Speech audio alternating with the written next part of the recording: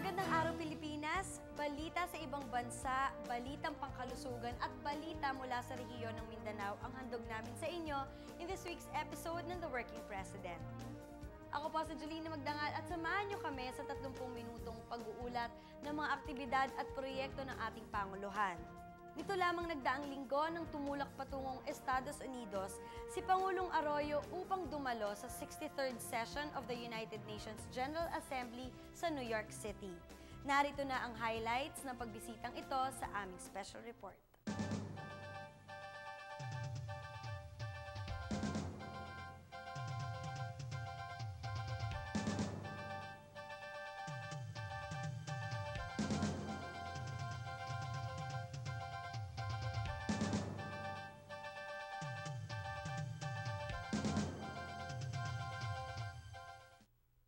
Dinayo ni Pangulong Gloria Macapagal Arroyo ang Estados Unidos noong September 21 upang dumalo sa ika-63 General Assembly ng United Nations.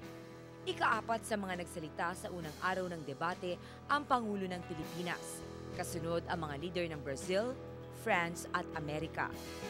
Laman ng kanyang talumpati ang mga hakbanging ipinapatupad ng kanyang Panguluhan upang matamo ang mga target na napapaloob sa UN Millennium Development Goal para mabawasan ang insidente ng lubhang kahirapan pagsapit ng 2015. Our people pursue the universal dream of a better life for themselves and their children. Better education, better health care, higher wages, and dignified retirement. We are proving the value of a new paradigm for self-reliance through the use of first, a targeted strategy with a precise set of prescriptions to ease our price challenges. Second, food self-sufficiency and more energy independence. And third, long-term reforms. This is a positive example we wish to share with the rest of the world. Inilahad ni Pangulong Arroyo ang mga sakripisyong kinailangang pagdaanan ng sambayanang Pilipino upang makamit ang makabagong ekonomiya para matulungan ang ating mahihirap na makaraos gaya ng pagtaas ng buwis, reforma sa bangko, pagtugis sa mga smugglers at fiscal discipline. Gayunpaman, ang lahat ng mga ito ay nagresulta sa mas matatag na ekonomiyang nakatayo sa gitna ng pagbagsak ng pandaigdigang merkado gawa ng pagbulusok ng ilang financial institutions sa Amerika. Binanggit din ni Pangulong Arroyo na mahalaga sa Pilipinas na mapanatili ang produksyon ng pagkain at ang Mindanao bilang food basket ng bansa ay kinakailangang matulungang makaahon mula sa kaguluhang bumabalot rito na nagdudulot ng kagutuman sa rehiyon. Tahimik na pinakinggan ng mga world leaders ang Pangulo nang pangalanan niya ang tinuturing na kalaban ng bansang Pilipinas ngayon sa Mindanao. For years, we have worked to achieve peace in Mindanao.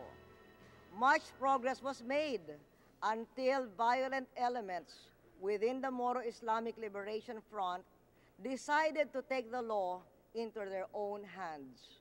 We will restart the dialogue when the area is secure, our people are safe, and responsible elements in the MILF regain control. There is no alternative to peace.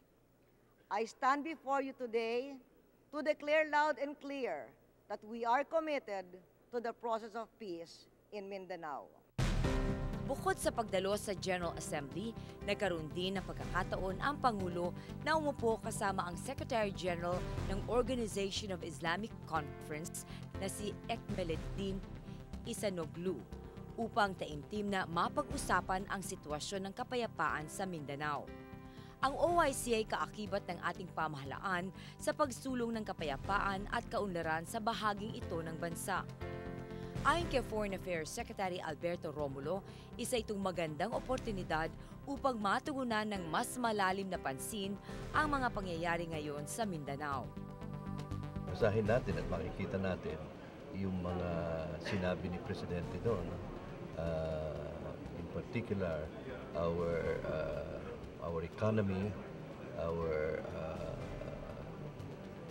how we are tackling the issue of poverty, and our relations with other countries. You know. And I think she enumerated our relations with this country, with the OIC, and with the members of the OIC, of which we are being helped in our peace process. Well, this is an important meeting because the OIC is our partner in the peace process in Mindanao. In fact, as you know, certain members of the OIC, specifically in the case of the MNLF peace process, we have the Indonesians. In the case of the MILF, we have the Malaysia, we have Brunei, we have Libya and other countries. So the OIC countries are involved, and this is also important because with their cooperation, we isolate the extremists among those in those who are creating trouble. You know, because by and large, our Muslim brothers are desirous and our partner in the peace process. Well, itong mga bilateral meetings, we discuss many issues affecting our political relations, security, economic diplomacy, as well as people to people, you know. In particular, we have overseas workers all over the world, you know. I am not aware of any country where we do not have Filipinos, you know. So this is very important. In addition, of course, to the fact that the President is thanking those countries, and there are many countries supporting our bid for a seat in the International Court of Justice. Ipinarating ni Pangulo Arroyo sa OIC ang pasasalamat ng Pilipinas sa lahat ng tulong nito sa pagsasagawa ng peace process. Ibinahagi rin niya sa Secretary General ng organisasyon ang mga bagong estratehiya na iniimplementa ng pamahalaan patungkol sa usaping pagkapayapaan, kabilang narito ang pakipagdialogo sa MILF sa mga apektadong komunidad at iba pang stakeholders at ang disarmament, demobilization at reintegration. Muling binanggit ng Pangulo ang saloobin ng Pilipinas na maging kabahagi ng OIC bilang observer. Nakipagkita rin kay Pangulo Arroyo ang Secretary General ng United Nations na si Ban Ki-moon. Pinapurihan ng Pangulo ang malakas na pamumuno ng Koreano sa United Nations at ipinarating ang suporta ng Pilipinas sa kanya. Ipinahayag rin ni Pangulo Arroyo ang kanyang pasasalamat at kagalakan sa pagtanggap ng Secretary General sa imbitasyong dumalo sa Second Global Forum on Migration and Development na isasagawa sa Maynila sa huling linggo ng Oktubre itong taong ito. Malaki ang kahalagahan ng forum na ito sapagkat napakaraming overseas Filipino workers ang inaasahan ng maraming bansa para sa kanilang manpower at human resources mula sa maritime industries hanggang sa technical expertise.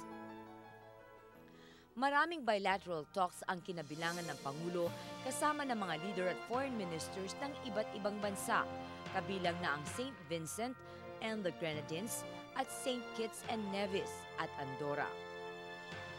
Nakapulong rin ng Pangulo ang Secretary of State and Political Affairs ng San Marino na si Florenzo Stolfo, kasama ang Foreign Minister nilang si Florentino Stolzi. Nakausap rin ni Pangulo Arroyo ang Russian Foreign Minister Sergei Lavrov.